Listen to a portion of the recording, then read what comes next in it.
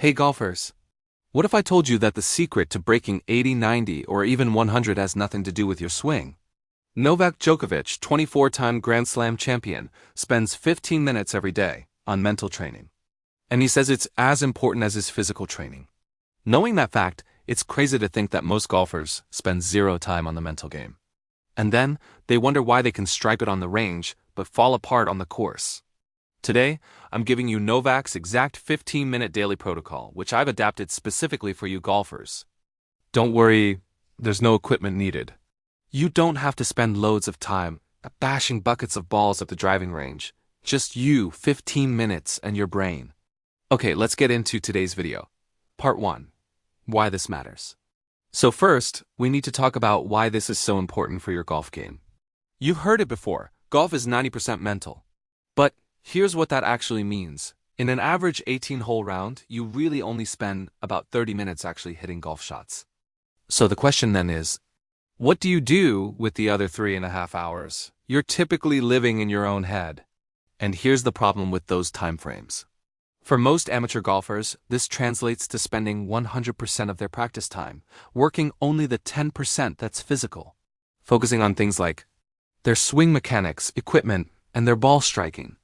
Meanwhile, that organ between your ears, the one that controls your swing, makes your club selections and manages your emotions after a bad shot, it gets zero training. Djokovic figured this out. His approach for the mental part of his game is, and I quote, "I do it for about 15 minutes. And it's as important to me as my physical training. I've done so much mindful meditation that now my brain functions better automatically. Even when I'm not meditating, that last part is key for you golfers." It's important to understand that the goal isn't to sit and meditate on the golf course. The goal for you viewers is to train your brain so it automatically functions better when you need it. If you can do this, it has loads of benefits for you and your golf game. Firstly, it empowers you to have better focus. Secondly, it ensures you do less catastrophizing. Thirdly, it supports faster recovery from bad shots. And finally, it allows you to have an automatic emotional regulation. That's what we're building with these 15 minutes. Okay, that's part 1 done. Let's build on that and move on to part 2, the 15-minute protocol. Alright, let's dive into what this looks like. You're going to do this every morning before your coffee, before you check your phone, and ideally before you do anything else. You might be thinking, why morning? It's because if you wait until later, it won't happen. Trust me, so find a quiet spot, sit comfortably, use a chair, the floor, it doesn't matter. Ensure your back is straight, but not rigid. Put your hands on your knees or in your lap.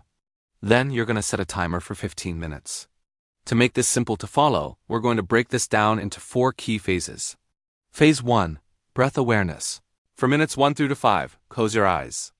Bring your attention to your breathing, and the critical thing here is, you're not changing it, you're not controlling it, you are just noticing it.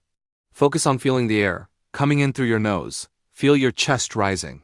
Feel the air leaving your body. When you're first starting out with this exercise, here's what will happen. Your mind will wander. A lot.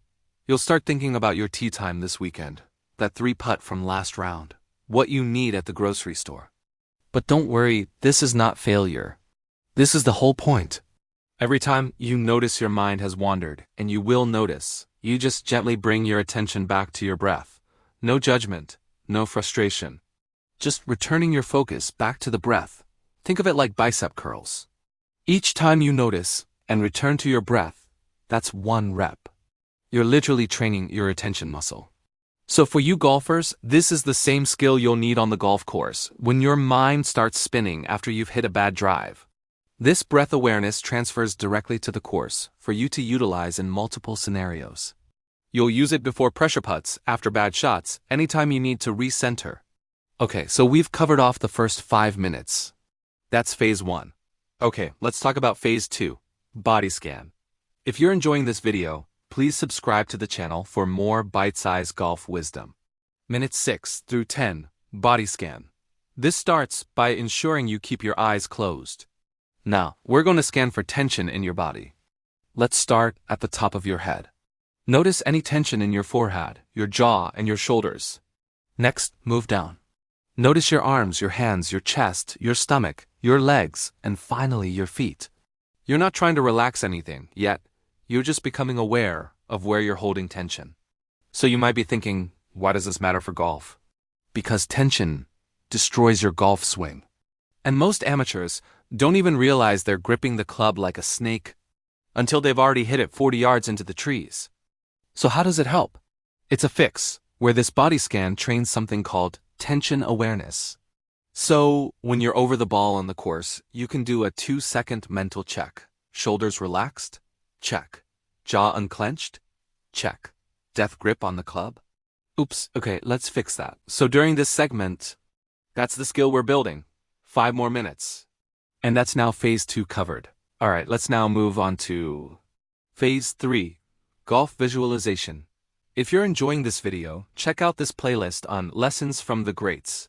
Minutes 11 through 15, golf visualization. Now, we get golf specific, eyes still closed. Picture yourself on the first tee of your home course. See it clearly. The trees, the fairway, the bunkers in front of the green. See yourself going through your pre-shot routine. Feel the club in your hands. See your perfect swing. Watch the ball flight. Dead straight, perfect trajectory.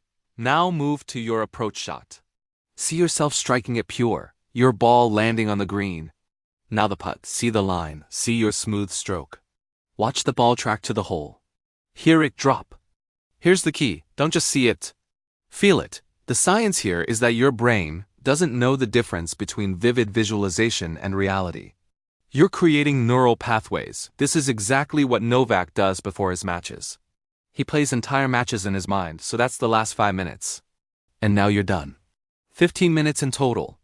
Alright, we've covered a solid system for you to take forward. Let's do a quick recap so you're clear on how to use it. We've outlined a 15-minute routine for you, split into 3 sections. 1. 5 minutes for breath awareness. 2. 5 minutes for body awareness. And finally 3. 5 minutes for golf visualization. So you might be wondering what actually happens when you do this for 7 days or 30 days.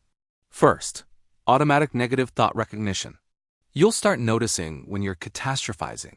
One bad hole ruined my whole round, and you'll catch it before it spirals. Second, faster recovery.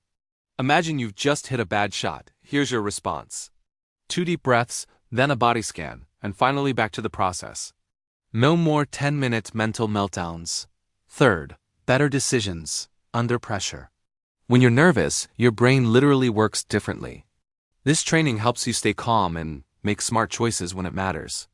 Novak put it perfectly. I've done so much mindful meditation that now my brain functions better automatically, even when I'm not meditating, and this, golfers, is the goal. Automatic. Effortless. Just like your golf swing should be. Okay, that's part 3 wrapped up. Let's move on to part 4. The challenge. Alright, here's how you're going to apply it for 7 days. 15 minutes, every morning. Before coffee, before phone, before anything. I promise you, if you do this for 7 consecutive days, you will notice a difference in your mental game. And if you can manage to do it for 30 days, you'll wonder how you ever played without it. Drop a comment below. What's your biggest mental game struggle? Is it negative thoughts? Or pressure putting? Could it be blow-up holes? Let me know. And if you want more mental game strategies from elite athletes applied to golf, subscribe to Bite-Sized Golf Wisdom. Now get out there. Do your 15 minutes tomorrow morning, and I'll see you on the next one.